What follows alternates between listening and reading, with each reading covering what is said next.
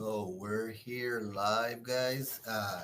Thanks for joining us. Of course, the city of Eagle Pass elections are upon us, and we have these elections coming to us starting tomorrow with the early voting.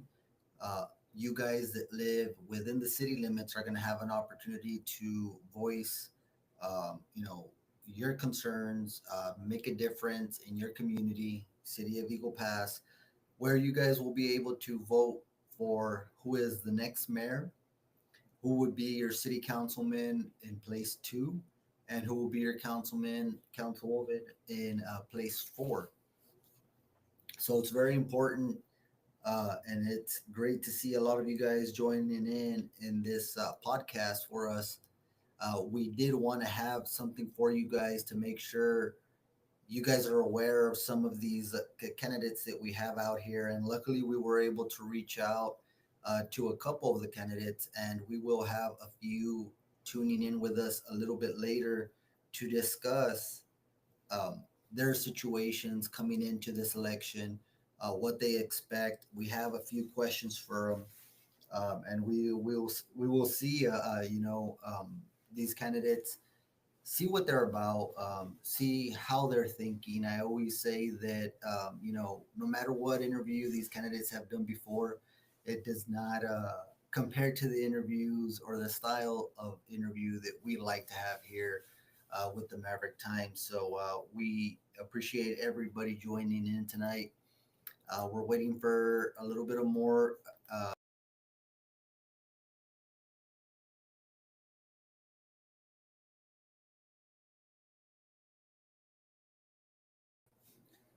we're waiting for a little bit more people to join in, but for those of you that are not aware, we do have the Maverick County, the City of Eagle Pass elections coming up, and it's important to see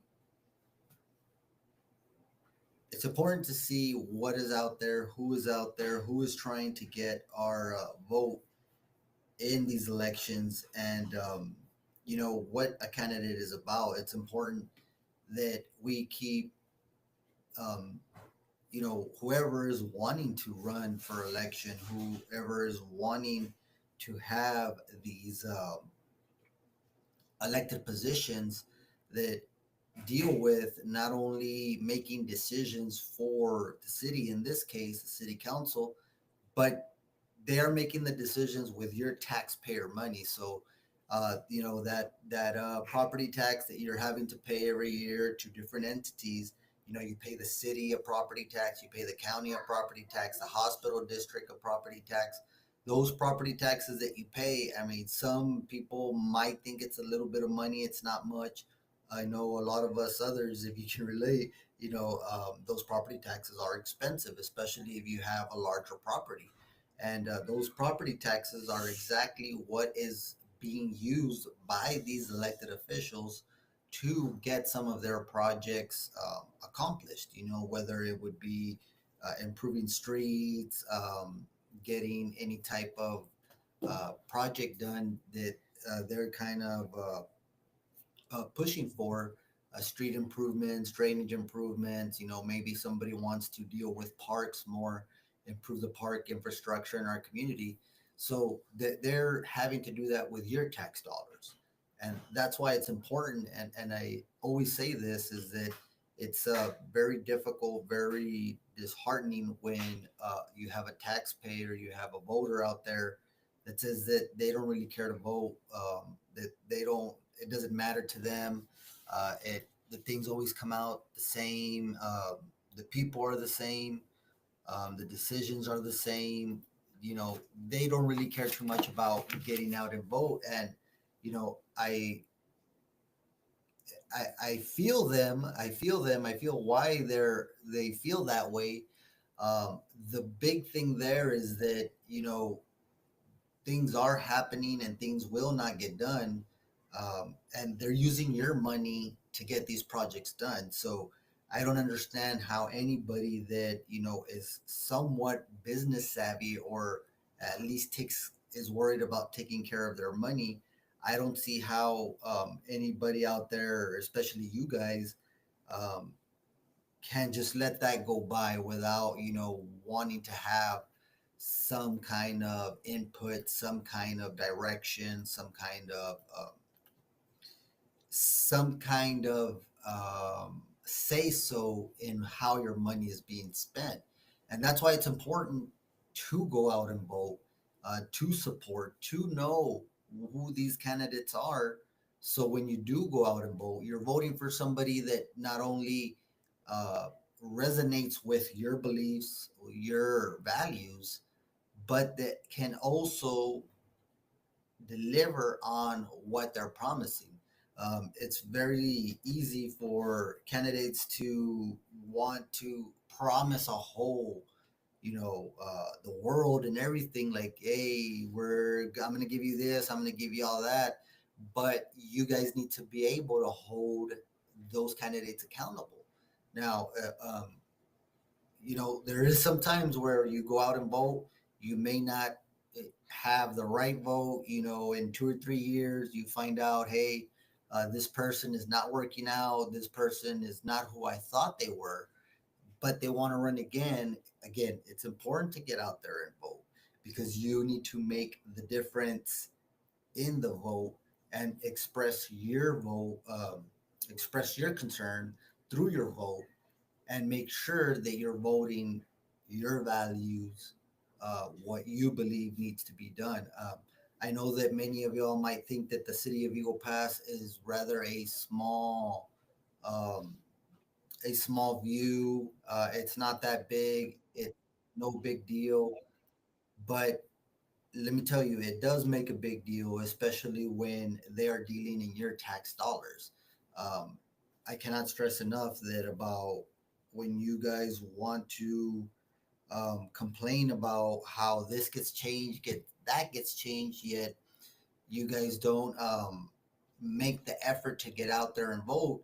It's difficult to support your, belief when you're not being involved in the process.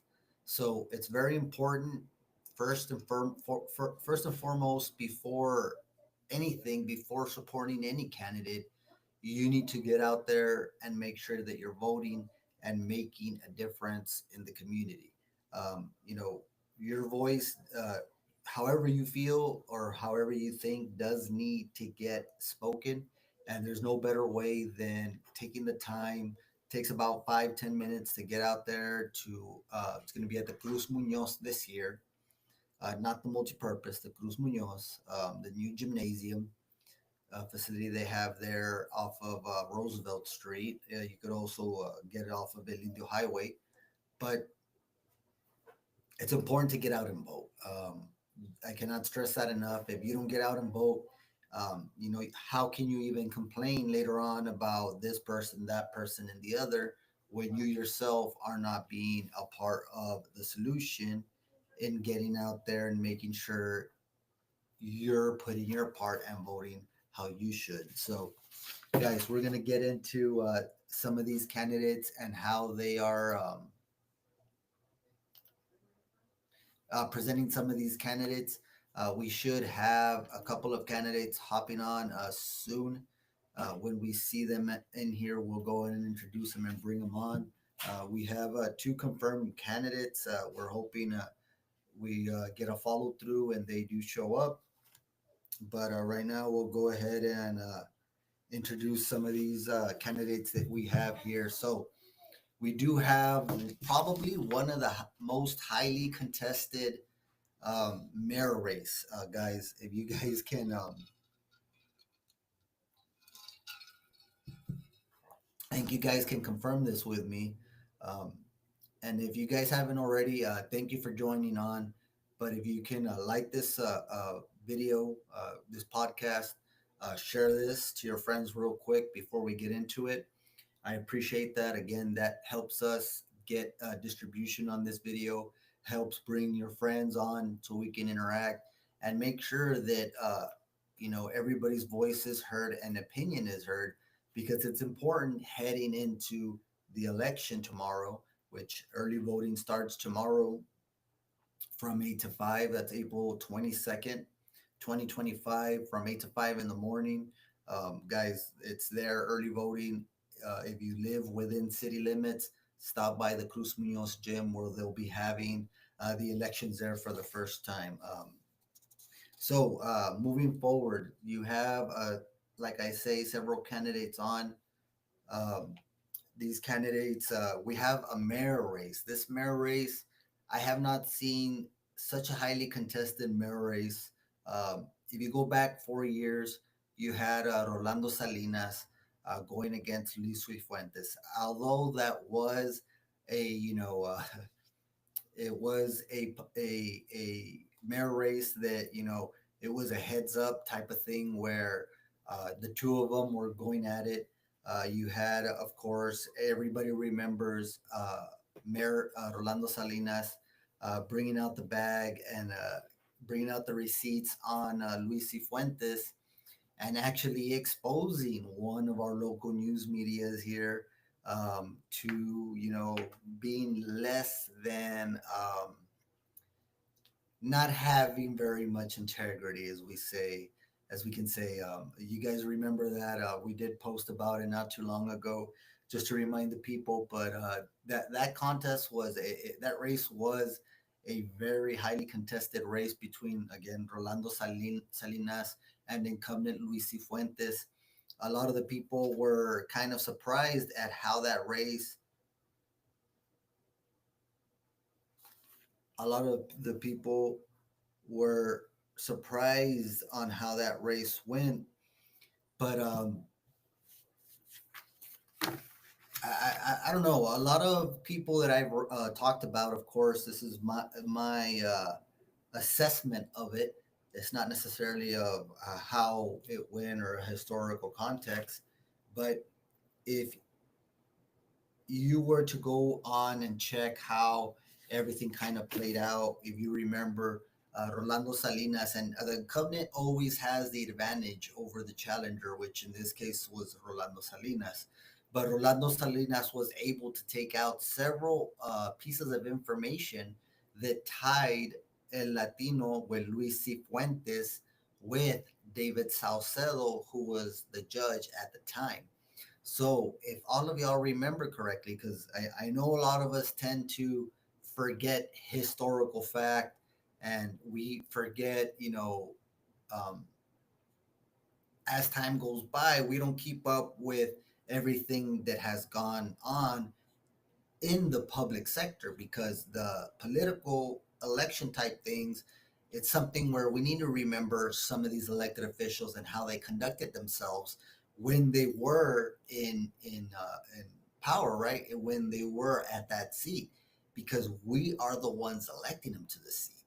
Now, no one asked them to run. They ran, and they have to sign themselves. They have to go to the oath.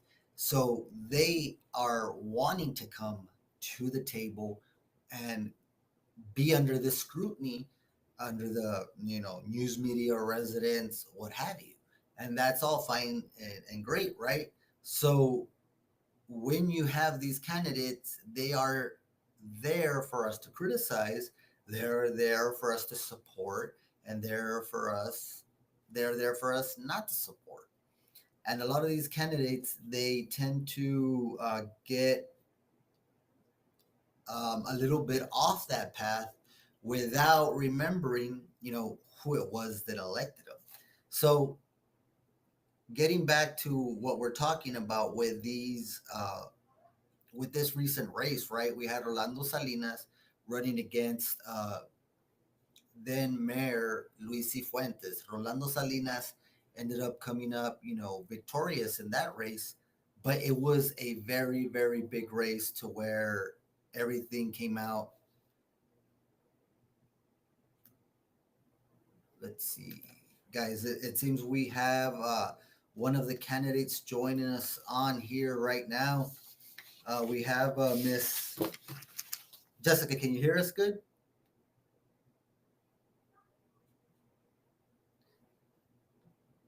Let's test the headphones here first, guys.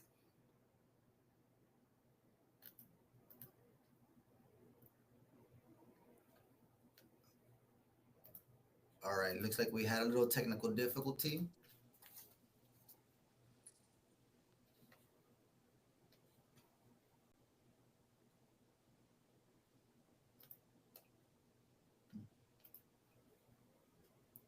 Okay, can you hear us now?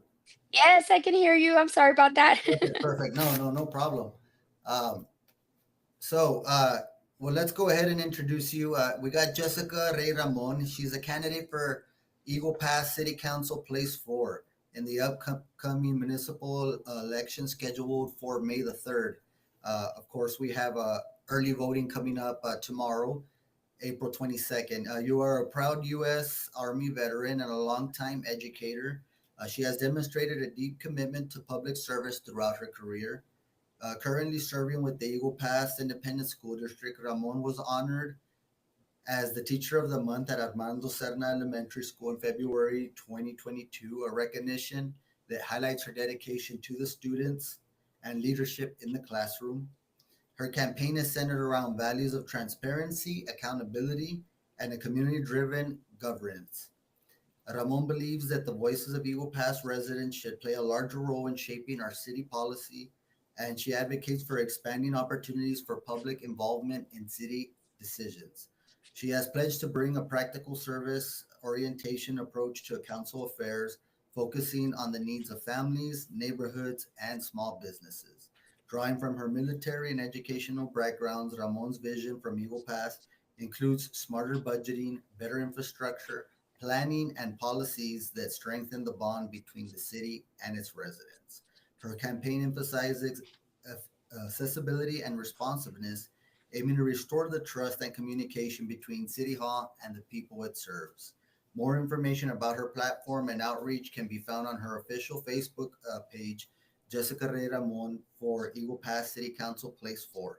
Again, early voting starts tomorrow, Tuesday, April 22nd, 2025, and runs through April 29th at the Cruz Munoz Gym, located at 2086 Roosevelt Street here in Eagle Pass, Texas.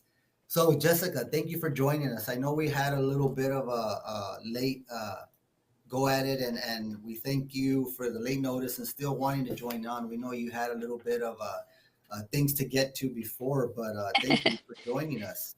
No, thank you for the invite and for doing this. No, absolutely. I know we wanted to discuss things with you a little bit earlier. Things happen. Everybody gets a little bit busy, but we're glad that we're able to visit with you right before these things get started. So we have a few questions. You know, Okay. we know that you're an Army veteran, an educator. How do you think those experiences have shaped your approach to leadership and public service? Well, I mean, for those fellow vets, that have served, they understand that we go through a very strenuous type of training to where we know what pretty much our sacrifice, the amount of sacrifice that comes with that title. And with that being said, I feel that I never was able to like switch off from that mentality. So anything that I do and put my mind into, whether it's being a mother, whether it's being a volunteer, whether it's my teaching position, whether it's communication or children's learning, I just like to go above and beyond. I like to, meet my goals. I don't take no for an answer. If there's a barrier that I come across, I find a solution. I don't find it always easy. I'm not saying, that, but I don't let that stop me, from being successful at the end. And at the end of the day, my success is everyone else's success. What do I mean by that? I am teaching our future. So if I give up on them, if I give up on my job, if I give up on the situation, then what am I instilling in these young minds, and our future? And the same thing goes for my children. So with that being said, I feel that I wish I could say like, oh, I'm gonna bring this and this and this to city council. It's going to be a learning process for me. But I can say that I'm going to bring those values that, you don't learn from a manual. It's just something that it's what I've lived by. It's how I do. It's my ethic, whether it's work ethic or just my own personal character. And I just feel that I'm just that type of person. I'm dependable. And I feel that that's something that I can, give credit to the Army for teaching me those values. And of course, let's not forget my parents, right? Because they instilled that very young in me because I am the oldest out of five. So I took on that responsibility very early on. And if there's any of your viewers seen right now and they're the oldest of their family, they know exactly what I'm talking about. We played the role, we helped our parents out. And basically, it's just that leadership role from the get-go, from very early on, and then trickling on to my army training, and then, well, now, being a mother and an adult in this world. It's just something that just comes with it, and I'm glad I wasn't able to switch off from that. No, absolutely. And I think I speak for everybody in our community when I say thank you for your service. Of course, that Thank we know it's a commitment to want to serve, and not all of us are ready to serve, or want to step out and do that. And I didn't serve in any armed forces. I have family members that did, and I always thank them when I see them. And we want to extend a thank you to you for your service as well. Um, thank you. so, what inspired you to run for city council? What do you believe that sets you apart from these other candidates that are going against you? And I believe you actually have the stacked race where you have three people, as long as with the mayor race, right? With Alberto Rodriguez, an attorney, local attorney, and Hansen Uitesi. I think he works in the hospital district, if I'm not mistaken, or in the hospital sector, medical sector. But what do you think? What inspired you, and what sets you apart from the candidates that you're running against? Well, I would have to say my inspiration has always been, within me, I guess you could say. Just kind of woke up a little bit in the city-wide aspect because it just comes to me naturally to want to serve, to help, whether it comes with tutoring, families, just anything like just voicing things to the community without actually having a political position. I think a lot of people can vouch for that. Like I would say, hey, have you heard of this program? Should I come across a family or even just an individual that happens to mention something? I would say, like, oh, well, there's the hospital district. I know there's the indigent program. I know you don't have insurance. Have you tried this? It's just something that I've always enjoyed and I've been passionate about. Just even just lending out an ear and just being somebody that they can like vent with and things like that. Now, going back to so basically just serving, right? But going back to what sets me apart, I don't want to do any injustice to any of my opponents because I don't personally know them, but I can tell you that I feel that I'm very hands-on. I feel that I have made the effort to be out there and knock. We all have jobs, I understand that. But I'm also a mother, and that itself is a full-time job. But I wanted to make it a mission of mine to, you know, show my face, to knock on doors, to listen to the community and what they were asking for and their questions and decisions. And I just feel that what I have to offer is my time, my dedication, and I will put 100% into this. Like for example, fire department, police department, I myself know what it is to personally sacrifice my mental, my health, state of mind.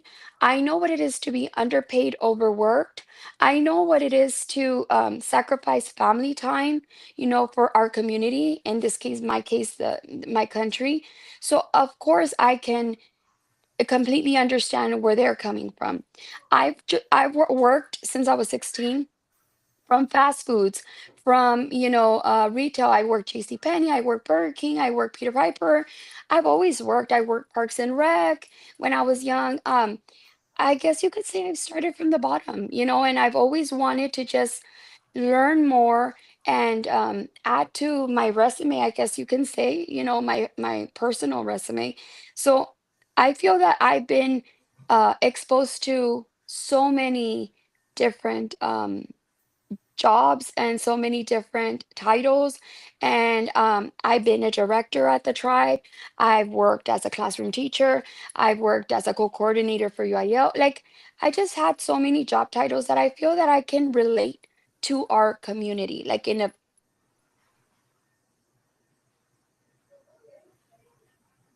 if I lost you there. Sorry, I had a call come in. I just rejected it. Uh, Sorry. you're good. You're good. But I just feel like I can reach you know, um, I can understand a broader community. Like I can I've been there, done that pretty much. And I know your campaign has emphasized importance on transparency, community involvement.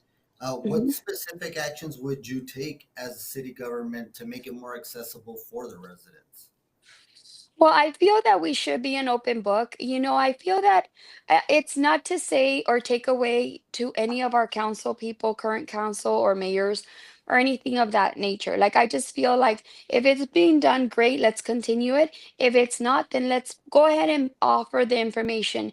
Be open, to the community and, lay it out there for them. Like, let's not have that surprise effect. And I can speak personally, again, maybe because I myself, failed to get information, whatever the case may be, or maybe it's not as accessible as I thought. But I would just make sure that we have that communication open, for our community, and so that they're aware of what's in the works, what is happening, or why something isn't in the works. Because I know that we hear a lot of, we want targets, right? I mean, I'm one of them. We want Hobby Lobbies, right? But hey, okay, we're hearing you. We're not ignoring you. But this is why it has not been able to work out. Or it is in the works. Give us another extra year. Like, I just feel like if we are fed, and I include myself, the information that we want to seek, and I know I'm using, just a retail store, but there's more important issues, obviously. But if we are just at least aware of what's going on in the background, even if it's not the answers we want to hear. I think that's all, our community would like, some transparency and that sort.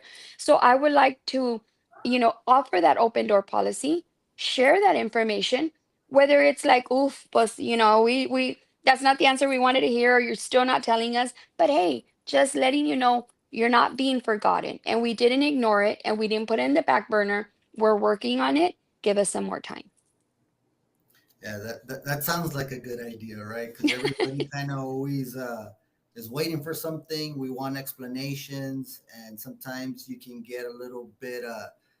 Some people can get a little bit tired of not having the answers as to what's going on, right? And I think what you're trying to say is that having that direct line and open communication with the residents, maybe not necessarily just come visit me and I'll tell you what's going on, but a proactive approach of letting Mhm. the people know what is going on would be something to look forward to. Yeah, because I mean, I could totally see. I used to work with the city, so I know how it is when people are wanting to know what's going on, and then you have to let the people know what's going on, at least to put them at ease.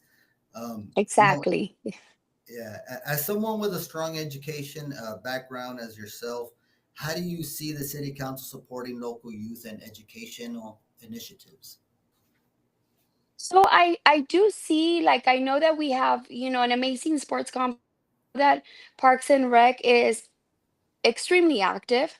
I just feel that, um I say, I've said it in several interviews. I feel like we could always do more, and I think there's always room for growth. Not that we're doing anything wrong, but I think we should be able to bring more things to the youth. I feel that And now and I'm guilty because I do have teenagers, and I do have a 4-year-old, and it's just not, there's just not enough. I feel that we think of something and we go with the idea, but I hope I don't step on anyone's toes, but I just feel like we might not have planned it out accordingly, like in the sense of like maybe we should have advertised it a little bit more. Maybe we should have thought out or done a lot more outreach, or even more so, not taking the initiative ourselves, but maybe have like a little 3, 4 question survey and get input from the community. Hey, what is it that you want? So that we don't like waste anyone's money, time, and then for it not to be a complete success. Don't get me wrong, our community is very good about responding, but I think we could like just expand that just a little bit more. So to answer your question, I just feel like, again, that line of communication is very, very important. And yes, you and I are very familiar with technology. And here we are, via Zoom, you in the comfort of your home, me as well. But not everyone has that, that facilitation, I guess you can call it. And so maybe we can also remember those that don't have access to social media, and we can have spread out the word even more and have those community events and reach out to the youth, even more so, because not everyone's fortunate to have a phone nowadays. Yeah, no, absolutely. And what do you think the role is the city should play in creating opportunities for young people to become more involved in their local government? Is that something that they should be taking on, or is that something that the youth should be approaching on their own or seeking on their own?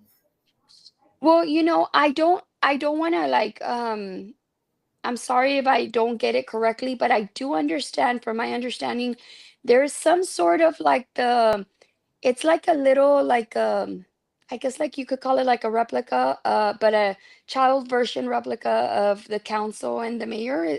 The the Is that, mayor's the mayor's youth council, correct? there we go, the mayor's youth council. I wasn't too sure. Again, I'm also, that's what you see is what you'll get. I am not gonna pretend I know it all. I love to learn. I love to be corrected if I need to be corrected. I have no problems with that. So yes, I was following the City of Eagle Pass page, and I was seeing that every month, for the past 3, 4 months, at least I've seen, I think it's maybe 3 months, and I just think that that's very neat, and I just feel that, I hope that if there's only 5 positions that they can partake in, I just hope that maybe we can have like a rotation, for the children, so that those that do want to get involved and want to get educated in the system, and all that, can have the opportunity. I don't know if they're playing, I don't know the information, but I don't know if it's like us, city council, that gets, elected and it'll be for a whole year.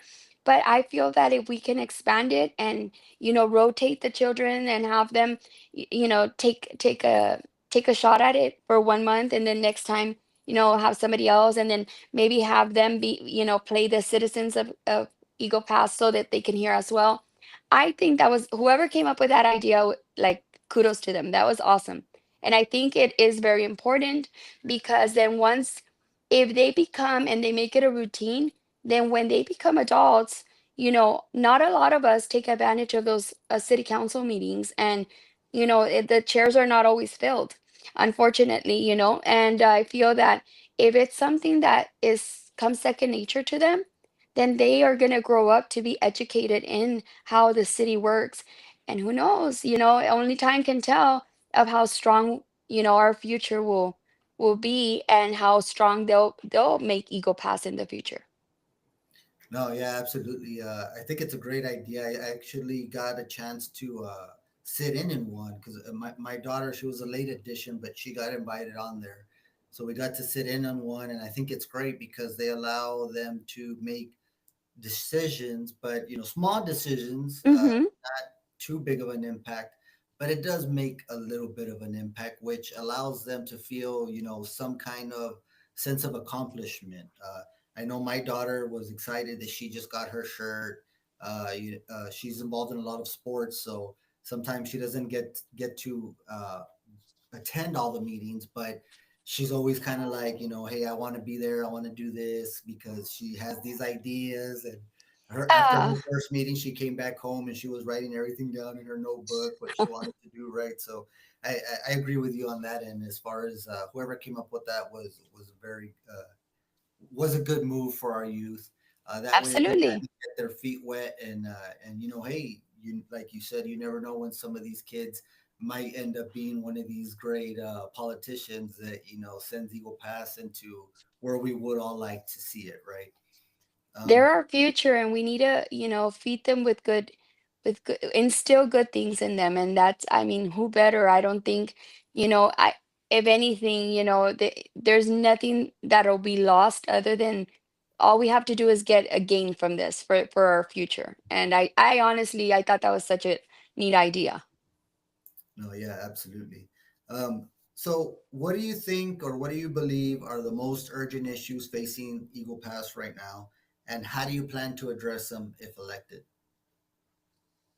Wow. Okay, so this one's it's not that it's hard for me to respond. It's the addressing part that I need to really, I would love to. There's two things. Okay. So from what I've been hearing lately from campaigning, knocking on doors, and just, overall news media coverage is this water issue.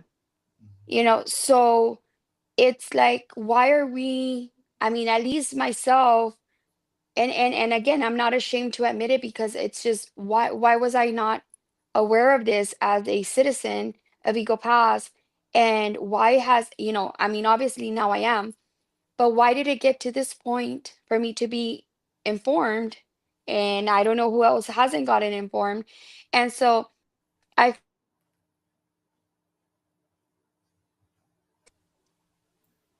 I'm so sorry. So I feel like that's something that is one thing that I would definitely like want to walk in day one and be asked like and ask like, how did we get to this point? Obviously we know we don't, we're a very dry city, but even then, so are we not monitoring, or are we monitoring? However, what is it that we can implement to not be put in this position, right? And that's why I say that I wish I could tell you how I would address it, because I haven't been given that opportunity. I have yet to sit in city council and be given that information. But you best believe that I'm ready to learn and collaborate with those that can make this happen and not make this, and fix the situation that we have. And then secondly, which it used to be my first thing, but now with the water issue, I feel like they go hand in hand, is our budget. Like, I need to understand, our budget and the departments and how they're bringing in, revenue for us, so that we can work on how we can increase, if it's a possibility, a revenue from each of the departments to contribute into our budget, so that therefore we can start slowly, adjusting accordingly, and hopefully alleviate some of these taxes for our city, and for our city, meaning us, right, the taxpayers. So that's one thing that I really want to, I mean, let's just say there's no runoff. Let's just say May 3rd, everybody, all the positions are filled, or we know that on May 3rd who's gonna fill them. Then that leaves us June, July, August, 3 months to kind of, full months to work on this city budget. That's very, very important. And so I just feel that that and the water situation would be something that I would most definitely prioritize once I'm in there.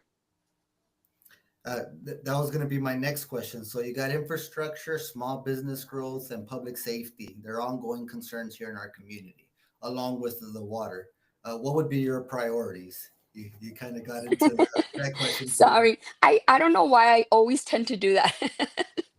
Like every time I'm at MB, they're like, "Oh, well, that's where we were going." But I Yeah, don't know. It just I promise that I didn't know about that. But so going back, you said infrastructure, small business.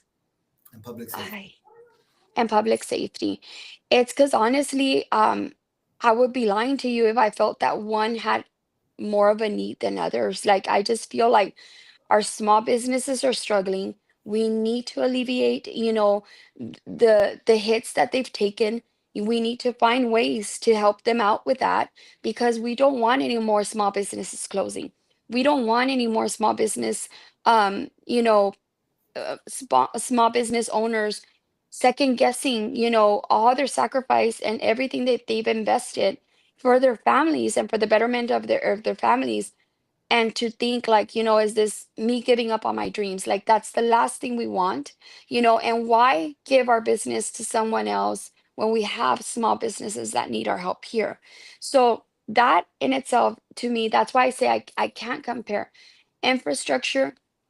We always have to keep making our city better. Like it's a no-brainer. The fact that our streets, our lighting, like everything, the sewerage issue and some of these new subdivisions, as I was knocking, I was like, I felt dumb at one point. I'm not gonna lie, because I was like, that is so true. I've been walking like 3 blocks and I have yet to see a sewer. Like, what happened? And they're like, no, like I have to sweep, I sweep to my neighbor. We have this agreement, and then my neighbor sweeps it to the other end, and they just came and they started, but we didn't follow through. And so I feel like even though I haven't been part of city council, I feel like I failed them. Like, how did I not know this? Of course we can't know everything, right? But I'm just like, okay, well, that's up there as well.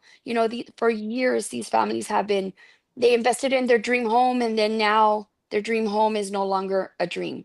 Now it's a day-to-day nightmare where, that's not okay. We shouldn't be okay with that. So that in itself takes priority.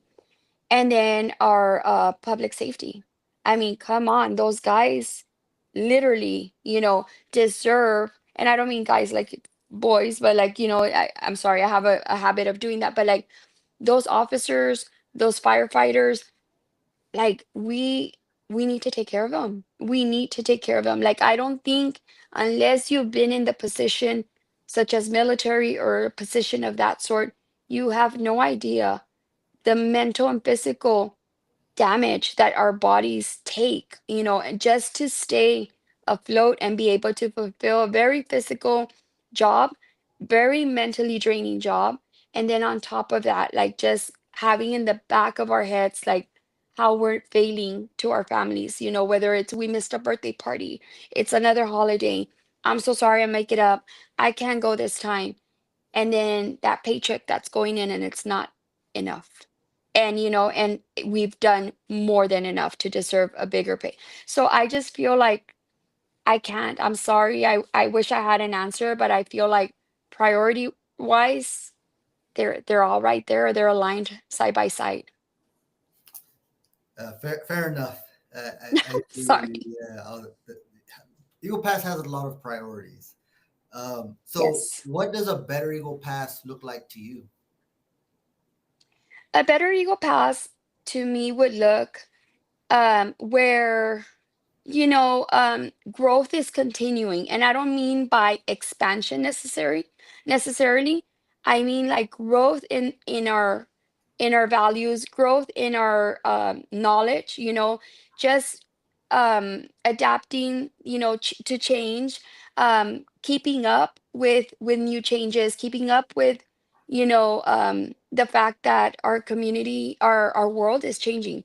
So I feel that if we can keep up with that, that would be the good ego pass. I don't want to be 10 years behind, whether it's wages, whether it's patrol cars that are like outdated, equipment, that is outdated, trainings that you have not gotten a new training in so long.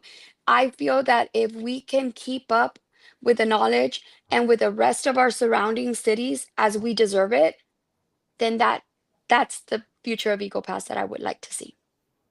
Awesome. And if elected, how would you measure success as part of the council?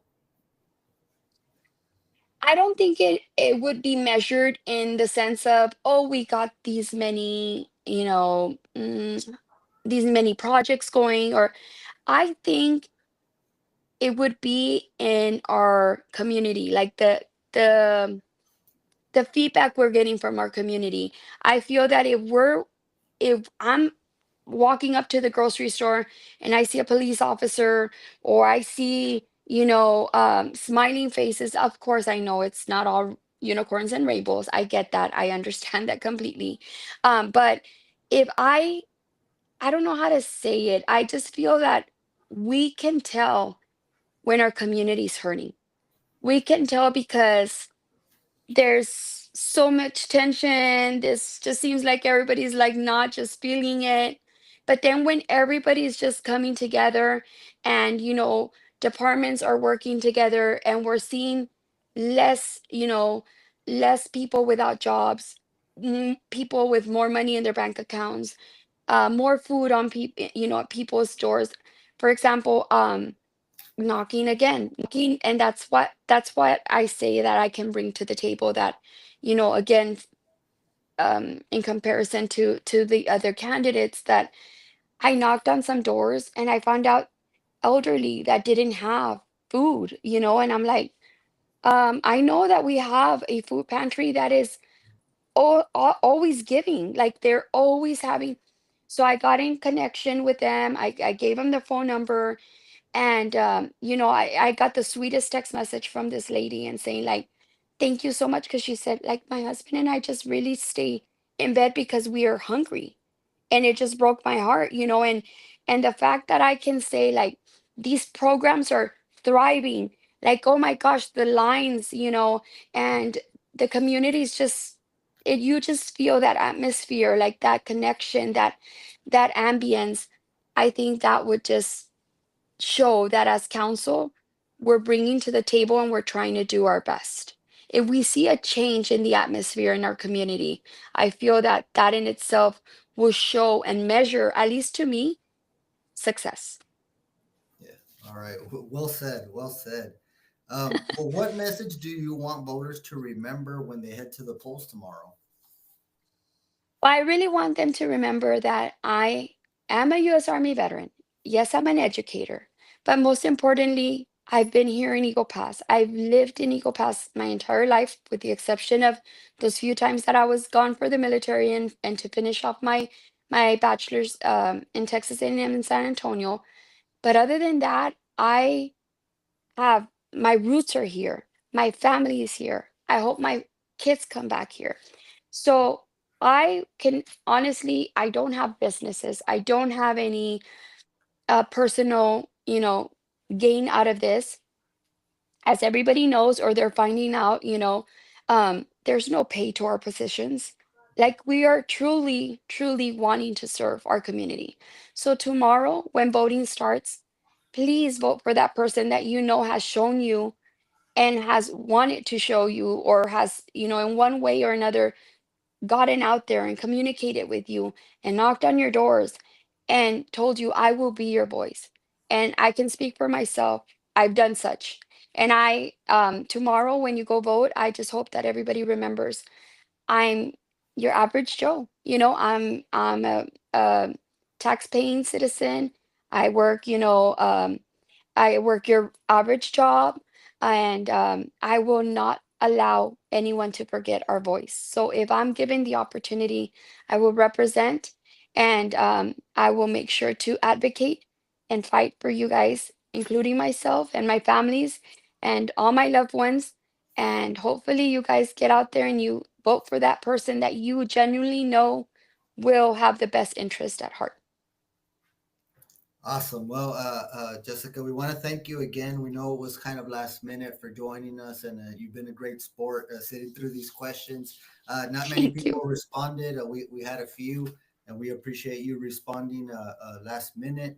Um, well, thank you. We wish you a lot of luck tomorrow. Early voting starts tomorrow, 8 to 5, at the Cruz Munoz gym.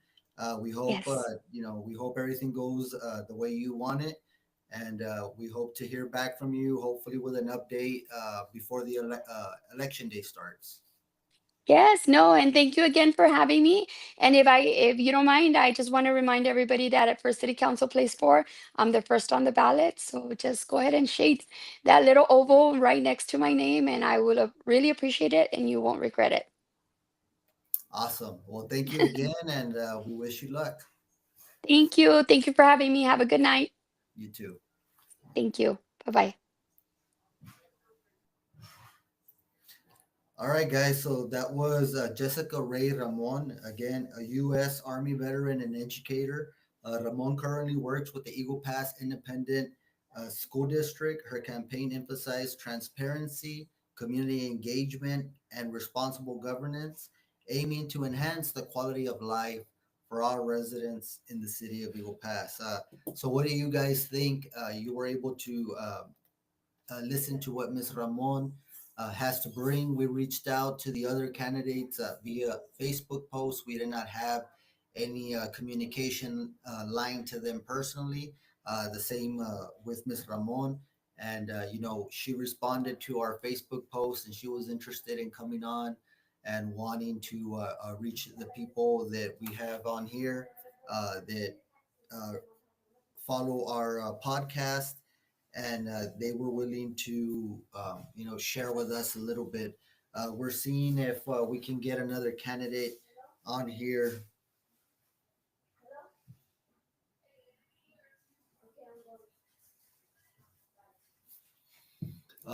Again, we'll just go ahead and go by some of the rest of the candidates so you guys are familiar.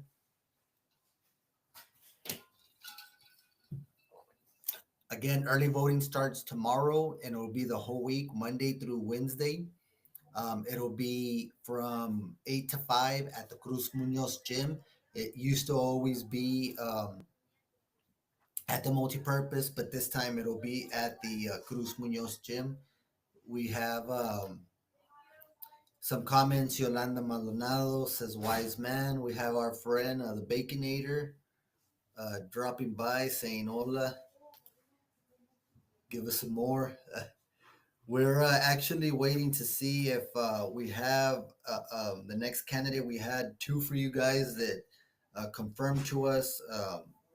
We were going to interview the candidate for mayor, Aaron Valdez. I know he was having a contradicting live at 9 o'clock, and that's when we started out, right? So we're seeing if he jumps on. But let's go ahead and do a little rundown. Of course, you guys just finished speaking with Jessica Rey Ramon. She's running for City Council Place 4. The other candidates in City Council Place 4 is Alberto Rodriguez. He is a local attorney here in Eagle Pass. We have Hansen Ui Tessi. He works, if I'm not mistaken, in the medical field here locally in Eagle Pass. For City Council Place 2, we have two candidates in that race. So you have Elias Diaz, who is the incumbent. He's focused on downtown revitalization, economic development, and healthcare access. He advocates for projects like a planned Riverwalk and has seeked to enhance opportunities for Eagle Pass and its neighboring cities. You also have his candidate, Jorge Sierra. He's challenging for a place 2 seat. Jorge Sierra is a local businessman that has shown a lot of support behind him. Um, Republicans are trolling. Prayers for a good city race. Good interview, Jessica. Yeah, I thought so the same too. I didn't know what to expect, but if I am being honest, I do think that she handled the line of questioning rather well. Um, I know that typically coming on to a podcast with us, um, it's not the easiest questions. You can get on an interview with a lot of other news medias and you'll get tossed softballs all day. And, that's great. Softball questions are great, makes you look good. But we've always have said that come to us, and if you can handle our fastballs, our 100-mile-per-hour fastballs right down the middle, I think that you'll be able to serve. As long as you can handle with a straightforward response and be cognitively inclined with good responses to be able to address the situations that are being brought up. I mean, that is one of the best characteristics that elected officials should have. And I think that, you know, unfortunately, we didn't have the other candidates here to compare. But I will say that Miss Ramon did a very good job in her interview. And she didn't miss a beat. There wasn't too much stuttering, there wasn't any walking back or anything. She delivered her answers and was on point on a lot of the answers that she responded to. And not only that, and she did point it out that she is a resident from here, has lived here her entire life. And, I've always said that there's nobody better than to know who or what the problems are here locally than somebody that is here, grown locally, and knows the historical context of not just our community, the city, the county, and our history. Not just uh, historical or demographically, but also politically, because that does come into play whether we like it or not. Um, and moving on to the mayor candidates, you have Aaron Valdez. He's a lifelong Eagle Pass resident. Mr. Valdez is a businessman and the chairman of the Maverick County Hospital District Board. His campaign emphasizes public safety, infrastructure improvements, and job creation. Valdez has received endorsements from current Mayor Salinas and six former mayors of Eagle Pass, highlighting his leadership experience, commitment, and commitment to the community. I know we were attempting to get him on as our second guest on here in our election prediction show, but I know he did have a live himself that was contradicting. So we'll see if we'll be able to catch up with him a little bit later. Monica J. Cruz, we reached out to her. She did promise us an interview later on, but wasn't able to make it at this time. She currently serves as a city councilwoman. Cruz brings experience in local governing to her mayor bid. She's running for mayor now, not running to get reelected as a councilwoman, but running for city mayor. Her campaign focuses on continuing the progress in city development and addressing the current community concerns. Um, the mayor race, as many of you guys know, is not just a 1v1. We do have another candidate, a third candidate by the name of Jesus Casas. He is a certified public accountant. We did reach out to him as well. We did not get a response at the time of starting this podcast, but he is a certified public accountant. Casas emphasized fiscal responsibility and transparent governance. His platform includes efficient city budgeting and financial accountability. Mr. Casas also did serve briefly as the Maverick County tax assessor collector under the administration of Maverick County Judge David Salcello.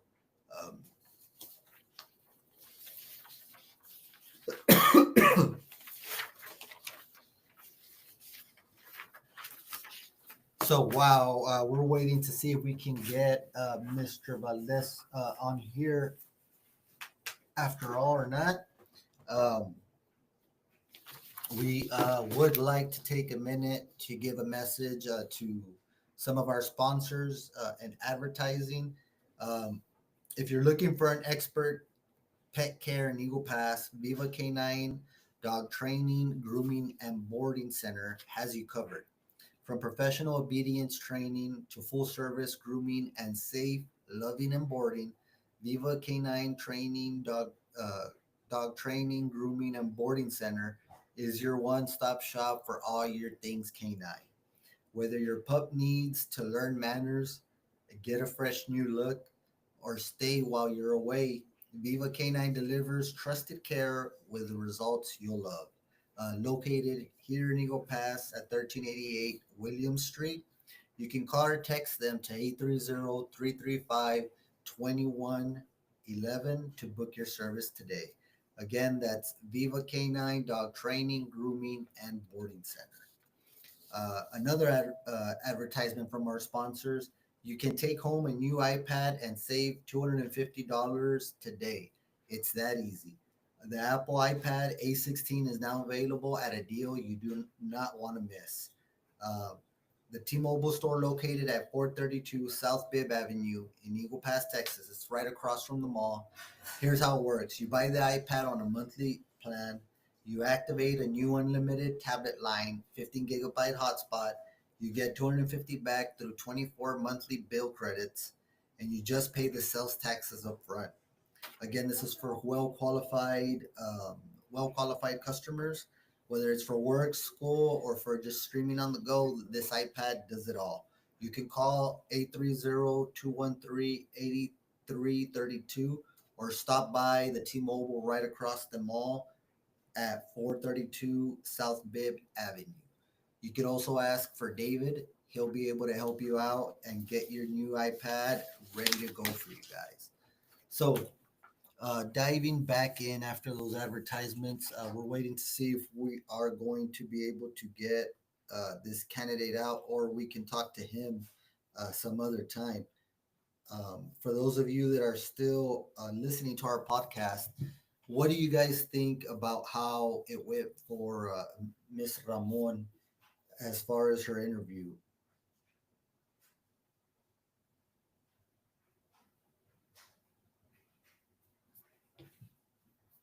If you guys want to post in the comments, let us know what y'all thought.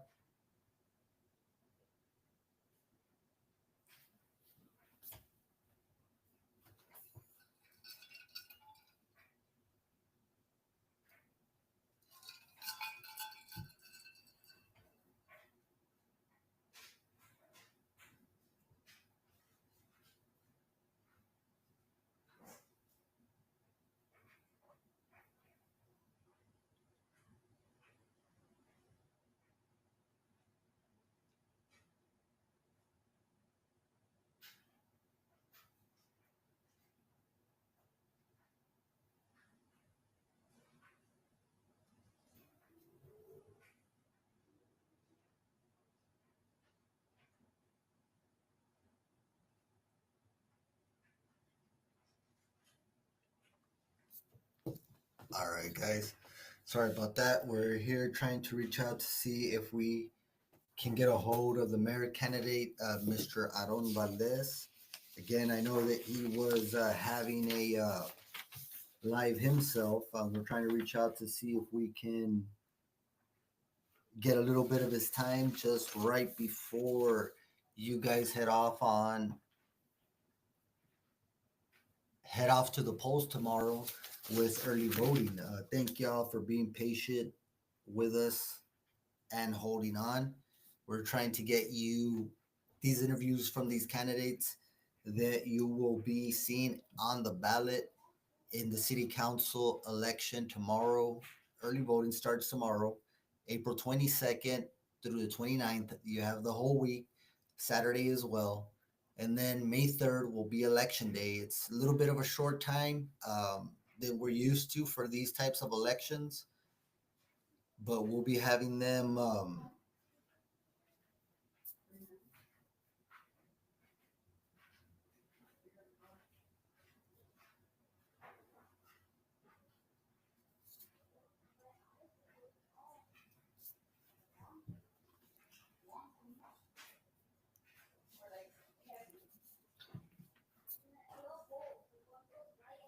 All right, so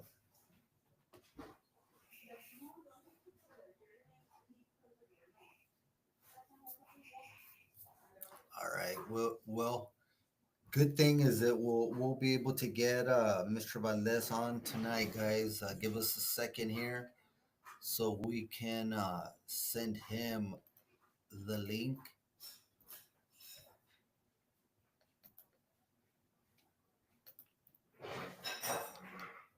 That way you guys can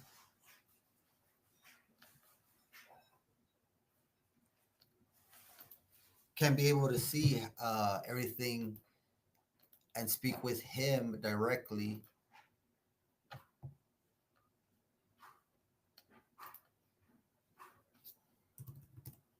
Give me 1 second, guys.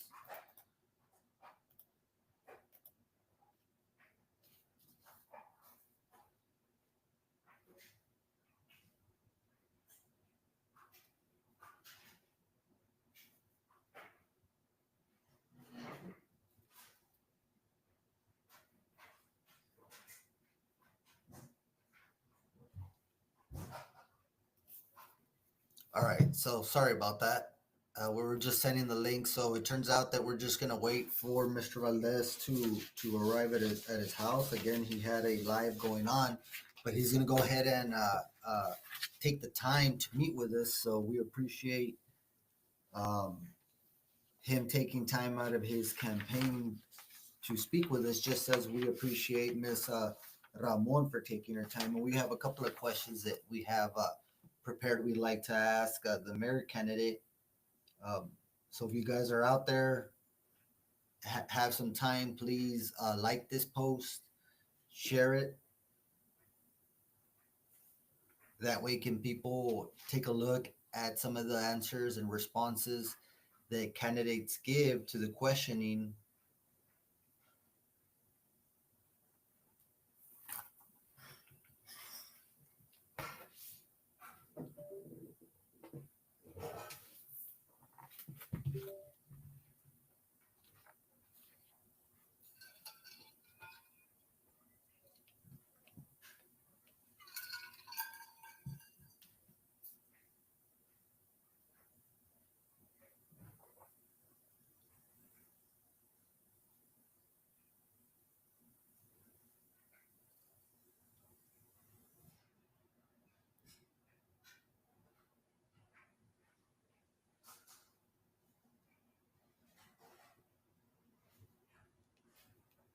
All right, guys, we're just waiting until Mr. Valdez is available. He is has told us he'll be on shortly,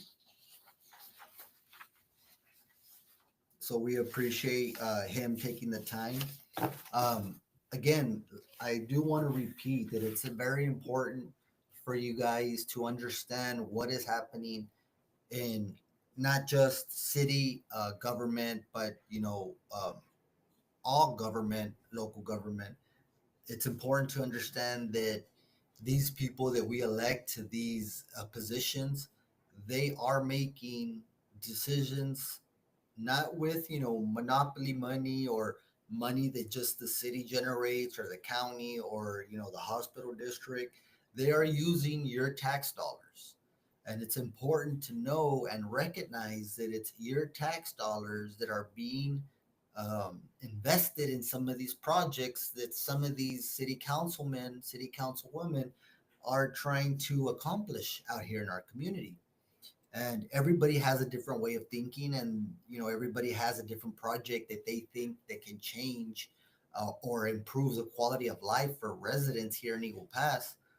But it's important to know that regardless of what project is being pushed or who is pushing the project, it is your funds that is going to be used in any project, whether it's grant funding, whether it's funds that are coming down from a state, federal level. Grant funding typically has a match that is has to be placed from a local source. So more times than not, that's your tax dollars being leveraged to increase our funding down here locally. And it's not a bad thing. What I'm saying is that we need to be responsible as residents, as taxpayers living in the city, living in the county, living in whatever district that you're having to pay taxes for. It is your responsibility to know and see and get out there and vote. Most importantly, because if you're not voting, um, you're not making the difference that is needed. You're not making that decision. You're letting someone else make the decision for you. And it's very real and relevant when people say that uh, every vote counts, because you need to go out and make sure you're making your vote count and placing the vote, your vote there that needs to be placed. Um, it's real difficult to support anybody that wants to be upset about a decision that some, politician, some local, let's put it at the city council level. Excuse me, let's put it at the city council level, and you may not like a decision. The first thing I go back to is that, well, who did you vote for in the election? Did you vote for this person that you don't like that is doing this? Did you vote for the other person? Did you vote at all? Now, if you're not voting in these elections, you're not being part of the solution.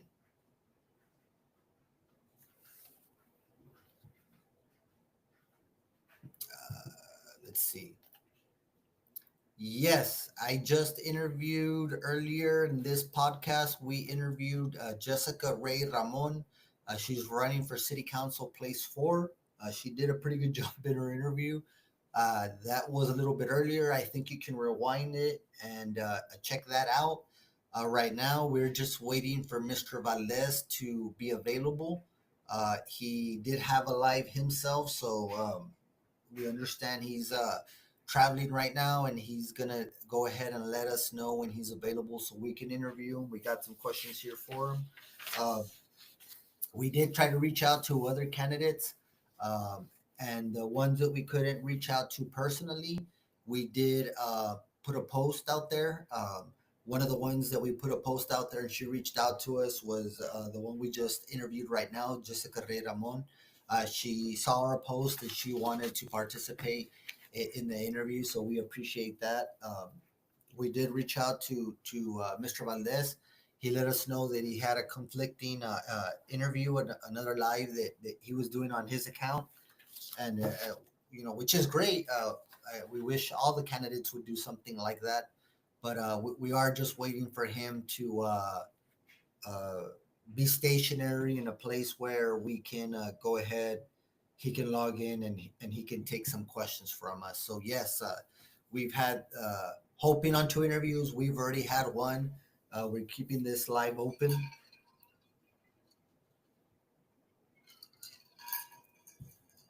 We're keeping this live open until we can get a final, either this final interview with the mayor candidate, Aaron Valdez, or at least a question or at least an answer where, if he's not going to be able to make it, we can go ahead and close out on that. But earlier today, we did speak about the different candidates that are involved.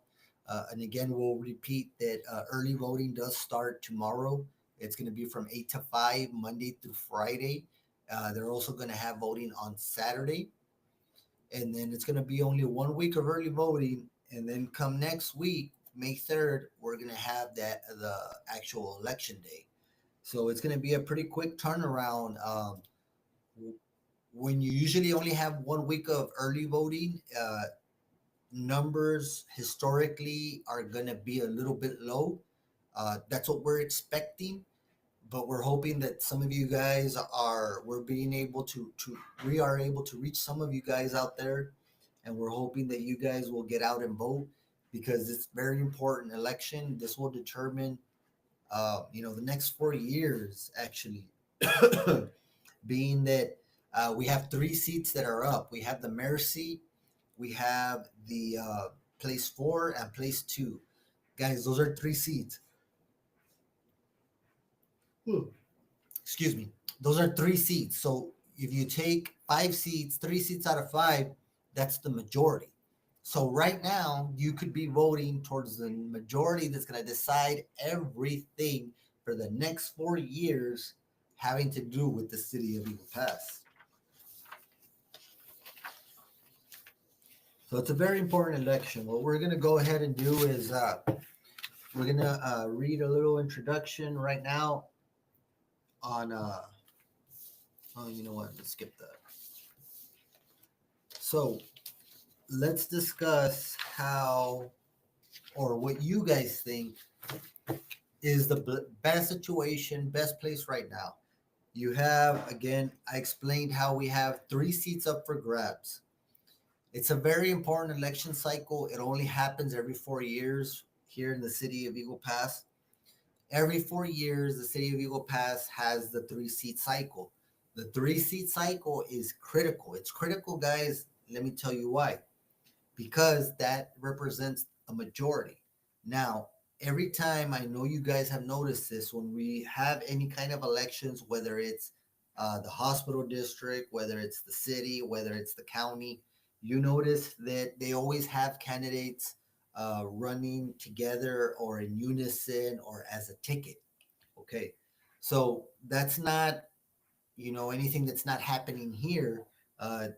Almost every election that tends to happen, and the reason that that happens is because the people that combine together on the ticket, what they're trying to do is get more of leverage their running mate, which in that case, if you're running on a ticket together, you guys are running mates, right?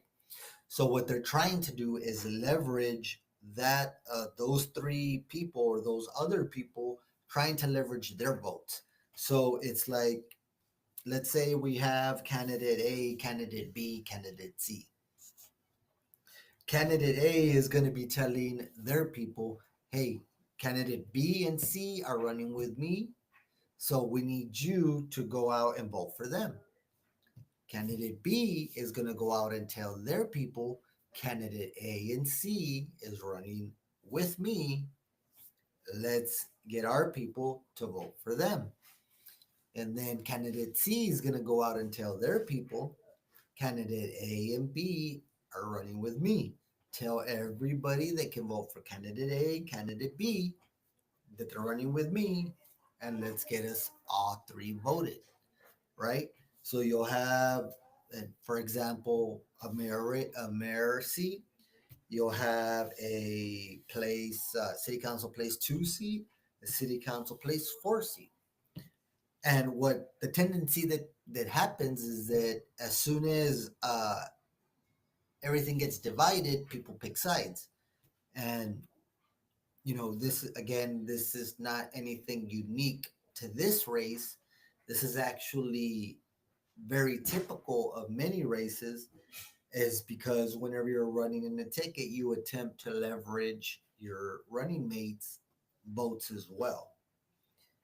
Something very typical that we tend to see here, especially in our community, and you can even see in a bigger scale with state and federal politics, that you typically will have a ticket, and whoever's the head of the ticket starts endorsing the lower candidates of the ticket.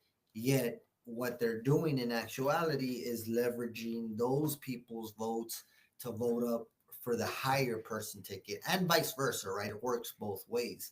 So each candidate supports their running mate in hopes of leveraging votes towards them. And if you think about it, it's a smart way to run. And that's typically what we see down here, and what we see everywhere is you typically see that ticket where there's several people running together. Um, right off the bat, you did see the separation between the groups, with Monica Cruz, Jorge Sierra kind of teaming up into a group. You have not seen too much of Aaron Valdez with Elias Diaz, although today I did see a what are they called, a caravan. I did see a caravan while I was at the mall. I saw a caravan that were passing by, and both there were 2 candidates on those posters that I noticed, and that was that of Aaron Valdez and Elias Diaz. Um, we're waiting to see if we can get, again, guys. Okay, we got a Mary Kennedy. Aaron Valdez is assuring us he's gonna be here. He just sent us a message right now.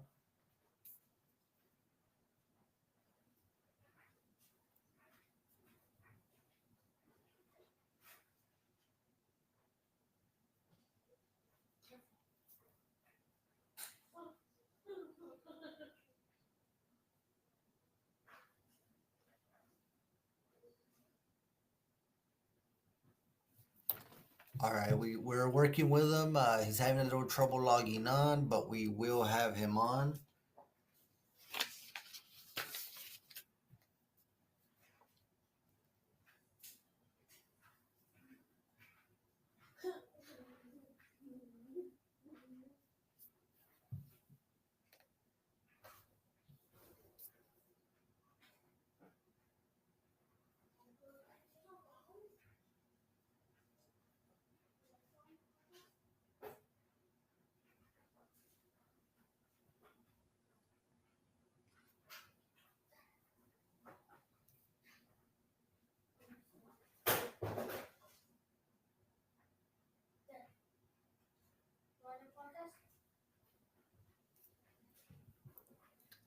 All right, guys, we're gonna have Aaron Valdez soon. He's downloading the app here.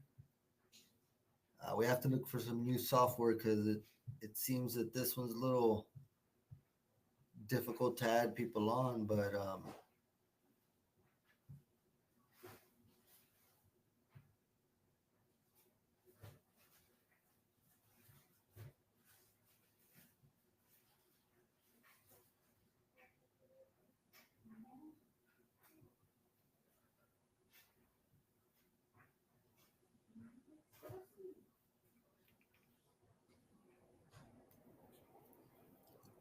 all right. Well, thank you guys for holding on. We're about to get candidate Aaron Valdez jumping on. Um, Aaron Valdez, he's running for mayor of Eagle Pass, Texas, in the election scheduled for Saturday, May the 3rd. Again, early voting starts tomorrow, April 22nd, the whole week, including Saturday. And then we come back for the May 3rd election day. He is a lifelong resident of Eagle Pass. Valdez was born and raised here in Eagle Pass and has dedicated his life to public service, business innovation, and local leadership. His campaign is built around three core priorities: safety, streets, and jobs, each designated to address city's pressing needs while building a stronger, more self reliant community.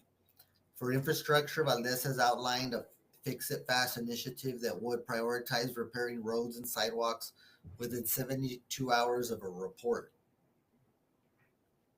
He supports modern construction standards for new developments and aims to improve drainage systems and sidewalk access to reduce flooding and enhance connectivity throughout neighborhoods. His infrastructure plan reflects a broader vision of Eagle Pass as a modern, walkable, and resilient city. Valdez holds a degree in mortuary science and is a business administration degree with a concentration in finance. He rejoined his family's funeral business before launching Smart Energy Solutions, Maverick County's first solar installation company, which created up to 70 local jobs. In public service, he served to bring the districts into financial stability without raising taxes. Under his leadership, the distinct expansion, healthcare access, and increased transparency.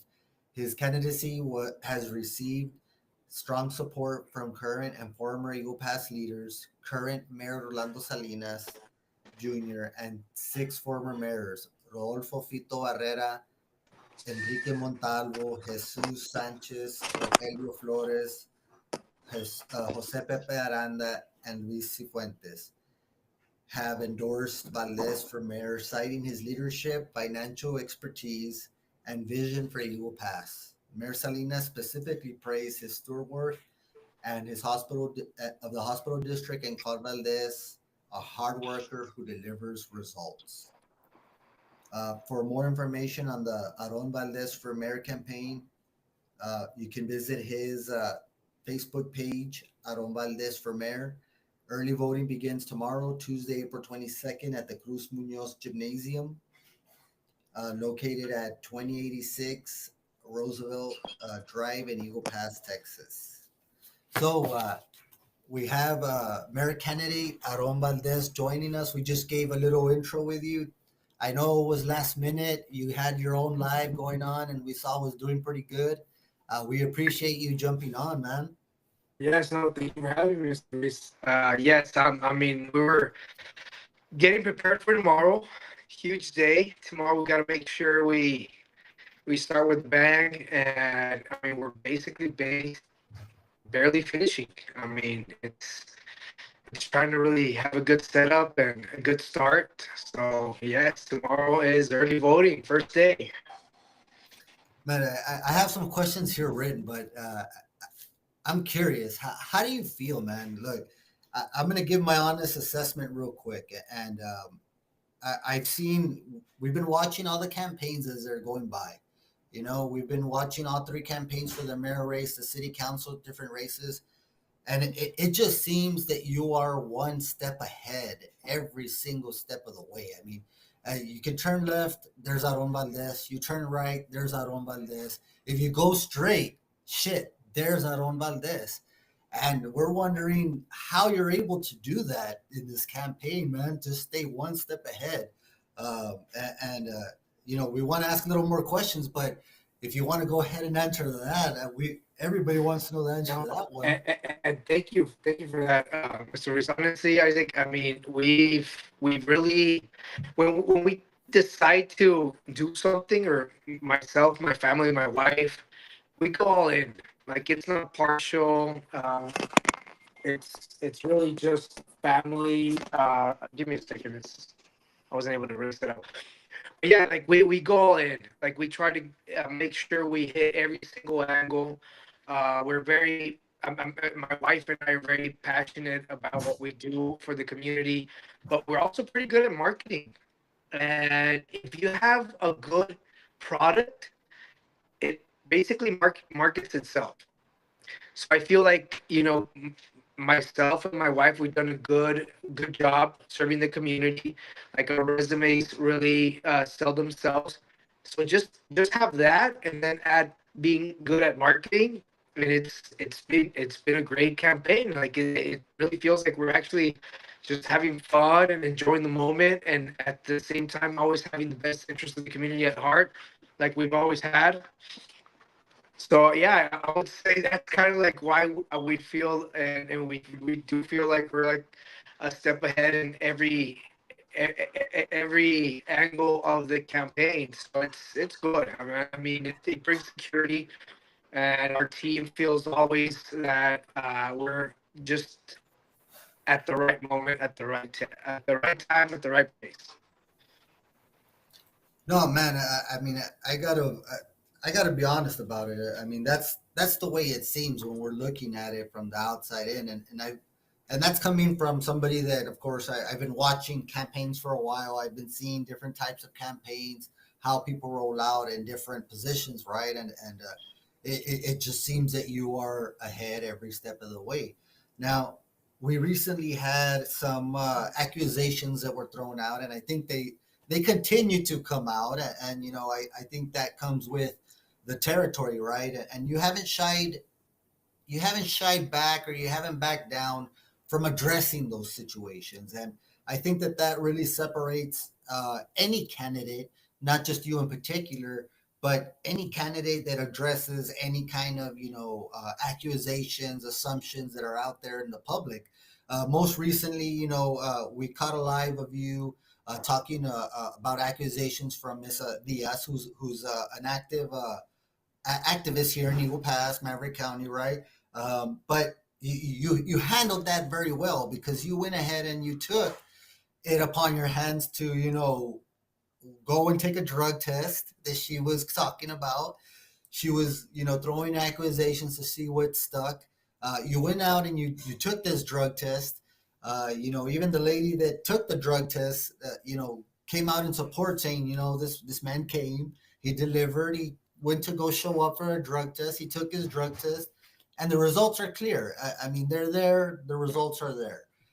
Do you have any comment about that Yes, no, situation? no, definitely. So we've you just mentioned like the fact that we've been running such a healthy campaign. We've gone to the debates, and either both debates at some point in time, um by the other opponents, they brought up that both debates were either orchestrated or organized by supporters of either or, but not me. But I went to the debates. I consistently have been running a very healthy campaign, and I feel like they had to start slandering and creating a smokescreen to deviate us from the path.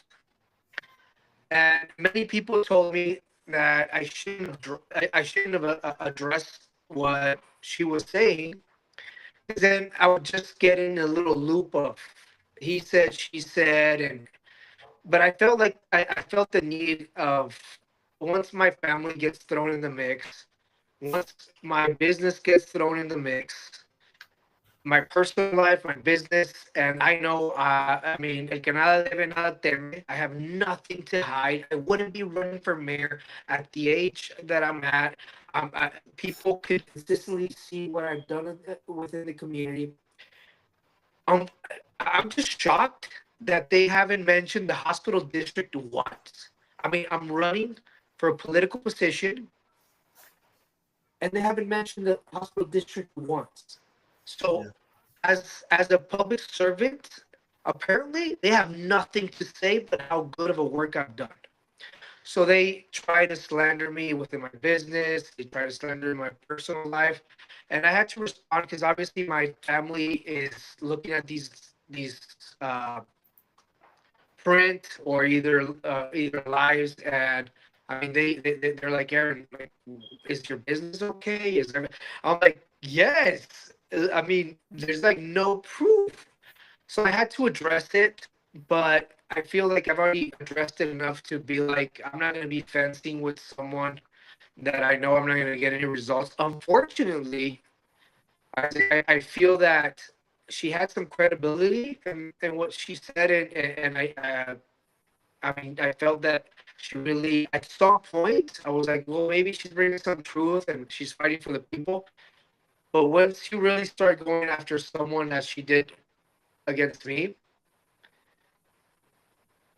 we are in a position that we're leaders within our community, and we have youths and children looking up to us.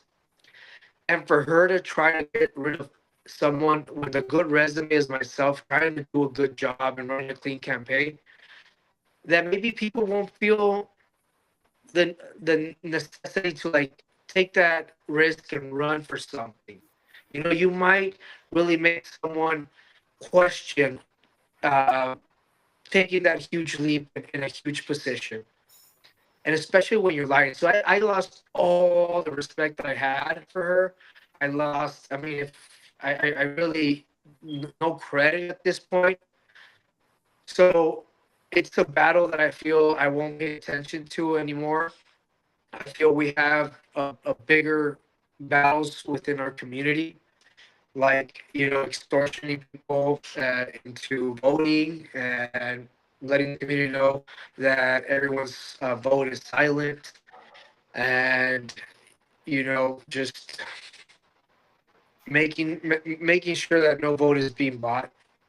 And it's a different battle that I'm going to start focusing on my campaign on instead of what I've already done. But yes, I mean, it was entertaining. I won't lie. It was entertaining, but I feel that that's in the past, and I hope I've consistently proven the community that I'm here for them, and I'm as transparent as it gets. I'm not perfect, and we might do some lives, and my English might not be as good as my Spanish, or I might say a couple words but I'm human. But this is a human that you'll get that is transparent and honest. No, yeah, and that's awesome, man, and that's real, and I think that that's what more than anything people are looking for in the community, and not just our community. I think everywhere is that they're looking for somebody they can relate to and someone that they can connect with, because sometimes our politicians, I won't be shy to say, they get to a level where they're just unreachable, right? and it's coming in with a different, fresh attitude. The way you're bringing your campaign in, being able to communicate with everybody, reaching out to everybody, and maintaining that ability to connect with you. I believe that Yes. it goes a long way. Yes, Uh, I had the mayor of El Sabinan come down to Eagle Pass, and he's 26. oh, wow. You know, he's a young mayor in Sabinan, and he loves how we're running the campaign. So I'm glad that a lot of people are looking to our campaign, and we want to make sure that we are exposing a good relationship, my wife and myself, as myself as an elected official, her as a businesswoman, but promoting a good, healthy lifestyle. But at the same time, being out there as a political figure, and letting people know that they can reach out and we could, try to help as any way, shape, or form that we can. Yeah, absolutely. You've spoken about attracting new businesses by improving safety and infrastructure. What specific industries or types of businesses are you hoping to bring here to Eagle Pass? I mean, we need good paying jobs. Isaac. That's where we really need to focus on. We industrial jobs within our community. I feel that now that Eagle Pass is growing exponentially, we just need to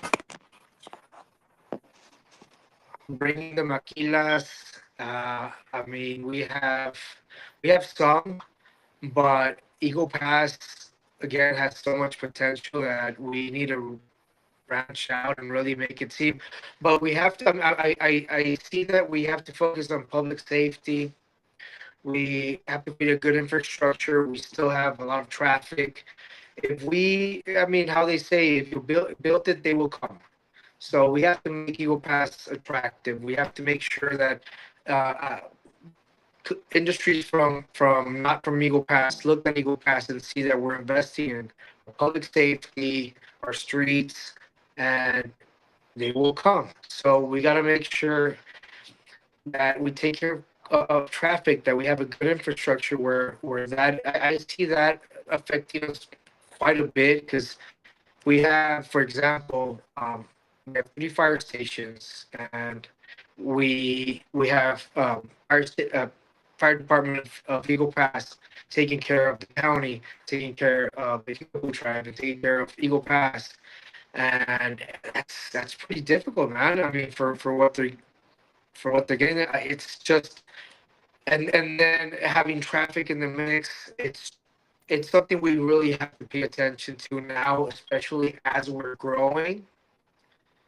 because we are growing. We have to look at neighboring towns, metropolitan towns that have already been developed, and seeing what route to take. But take the initiative now to have a good plan and execute the plan. No, yeah, absolutely. So you helped the Maverick County Hospital District to financially stabilize without raising taxes. What were the Yes. key decisions that led to that success, and how would you apply that experience as mayor? One, I think that I have to put it out there. The only interest that I had at the hospital district was Maverick County. So I first have to say that me personally, the interest I felt was Maverick County. But give me a second. I feel that fortunately, Isaac, that I feel that every single board member had the same feeling. We had Maverick County's interest at heart before anything else, and we had a common view. Alpha, stop, please. And we focused on the community and the best way to diversify and not just depend on one one section of what we can do at the hospital district. So by diversifying and looking at other areas of opportunity, we were able to bring different sources of revenue. And by that, while still maintaining the same amount of specialists within our community, we were able to even lower taxes, which we did. And it's keeping a good eye on our CEO, but at the same time, letting them work or letting her work, and not telling her or him who to hire. Just like putting that leap of faith on who's managing our city or who's managing our hospital district.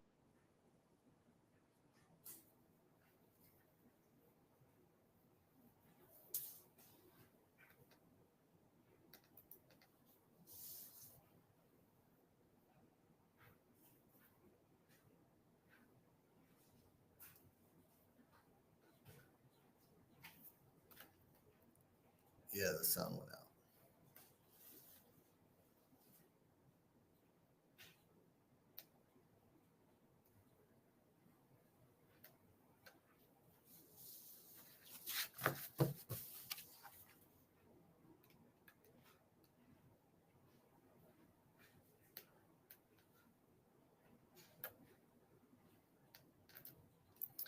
All right, guys. I think Aaron is gonna hop on right now.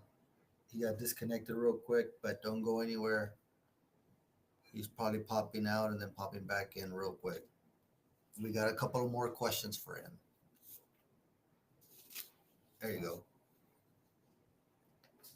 You hear us? Oh, you can't hear me?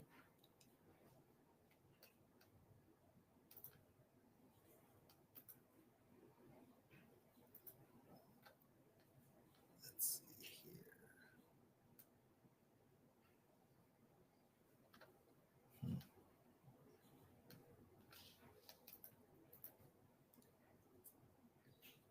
Let's see. Everything's good on my end. I don't see.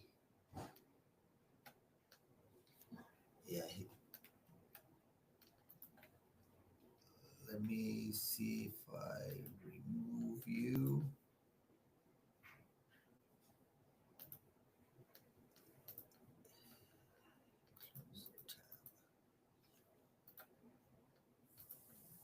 All right, guys, hold on real quick. Having a little bit of technical difficulties, but we'll bring back out on real quick to finish our interview, our last couple of questions we have for him here. We see him blinking in and blinking out.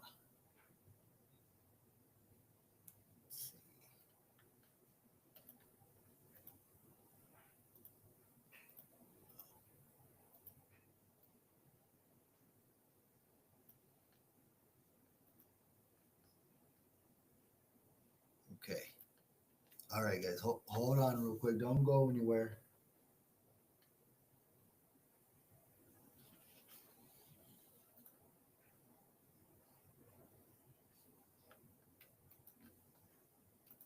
We'll see if we can get Mr. Valdez back on here.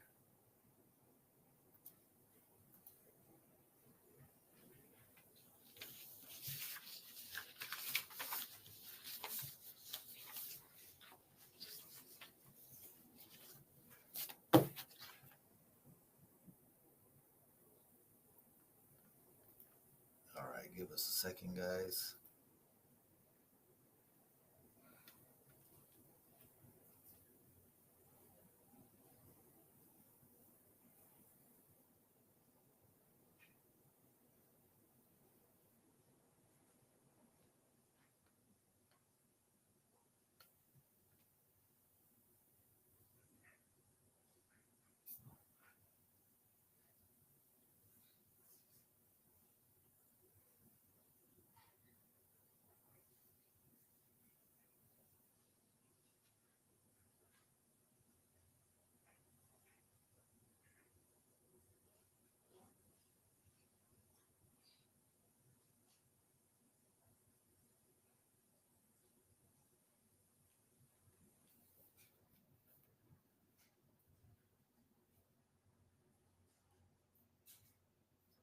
Hey,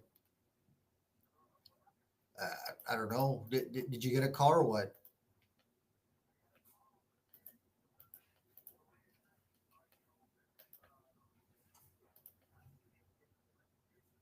Yeah. No.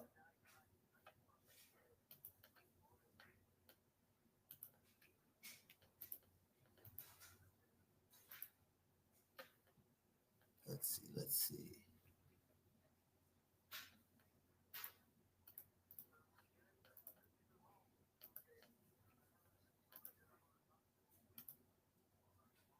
Okay. Let's do that. I'll go ahead and wrap it up here, and we'll continue tomorrow. I'll tell everybody we'll continue tomorrow with you.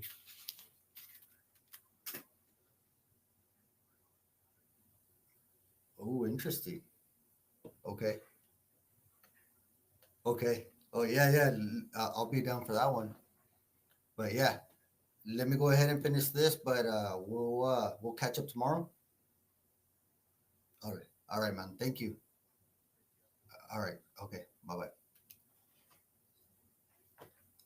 All right, guys. So we had some technical difficulties. We're not going to be able to continue with our interview with Aaron, but we do have a promise that we'll have him on tomorrow. And tomorrow, he mentioned a very interesting conversation that he wants to have. So, guys, stick with us tomorrow. Stop by. Make sure you like this, share this, and click the little bell so you get notifications as soon as we come on live. We have some pretty big news that we were just told by Mayor candidate Aaron Valdez that he is going to want to let out tomorrow, and he'll continue our interview with us tomorrow. So you guys are not going to want to miss that interview. It's going to be pretty bad. It's going to be interesting, guys. You're not going to want to miss it. Let me tell you. So, thank you for joining us tonight. We appreciate you guys joining us for our two interviews. One with Jessica Rey Ramon, who's running for City Council, Place 4, and with Mayor candidate Aaron Valdez. He promises us to finish up tomorrow, but he does have a certain conversation that he wants to have and discuss with everybody in the community tomorrow. So you guys stick with us. Make sure you stick with us for all the live coverage of these city elections. We'll be keeping you informed, and we'll let you know each and every day what the vote count is and all the news coming from and through these elections that are about to take place for city council. Thank you for joining us. We appreciate it. You have a nice night. Hope you everybody enjoyed their Easter vacation. I know I did. Um, Hope you guys are with your loved ones. Take care. Thank you for joining us here on the Maverick Times podcast. Isaak Reese, I'm out.